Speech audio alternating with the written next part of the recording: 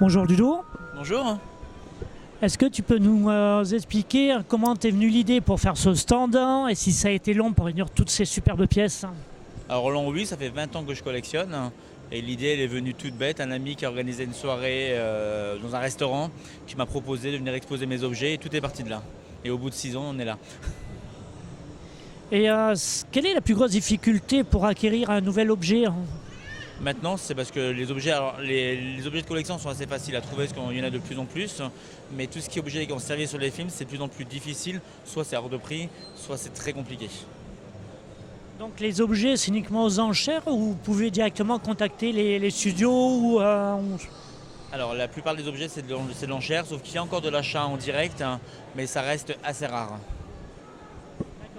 un objet ou plusieurs objets en particulier que vous aimeriez dans vos rêves les plus fous acquérir?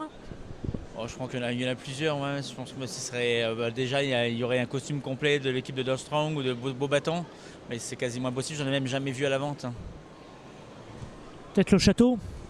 Alors le château, il y a déjà eu des morceaux qui ont été vendus, parce qu'ils n'ont pas fait qu'un seul château. Et non, parce que ce serait très compliqué de réunir le château, même en convention, c'est compliqué de déplacer.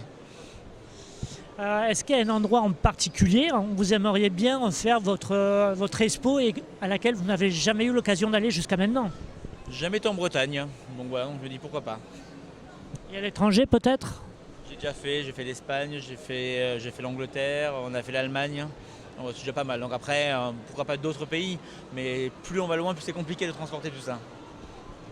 Il y a des pièces qui sont fragiles à l'intérieur, j'ai pu le constater par moi-même tout à l'heure.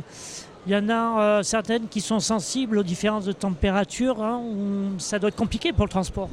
Alors certaines pièces, on les sort quasiment jamais, comme les costumes, elles sont sorties que sur très peu, enfin elles sont sorties dans très peu d'événements, donc elles ont pas ce problème de température et elles sont rentrées tous les soirs, donc elles restent pas ici.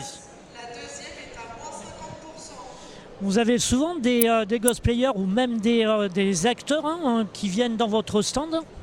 Oui, on en a régulièrement, quasiment à chaque gros événement où il y a un acteur, l'acteur passe sur le stand et des cosplayers, il y en a tous les week-ends quasiment. Le stand, comme on l'a vu tout à l'heure, c'est sa taille ordinaire ou il y a plus grand ou plus petit? Alors il y a plus petit pour les petits événements, et ça c'est le plus grand qu'on fait en convention, mais on va sur des mairies jusqu'à 300 ou 400 mètres carrés.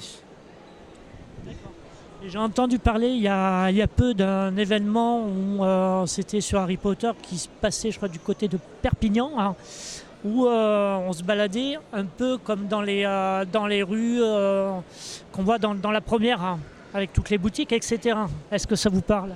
Alors je ne connais pas le nom du tout, je sais qu'il y a eu un endroit où c'était un petit peu chemin de travers, mais je ne sais pas du tout, en fait, je ne connais pas, je n'y suis jamais allé, je n'ai jamais été invité.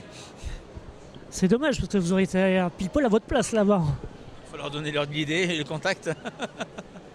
Donc si vous nous écoutez, invitez-le.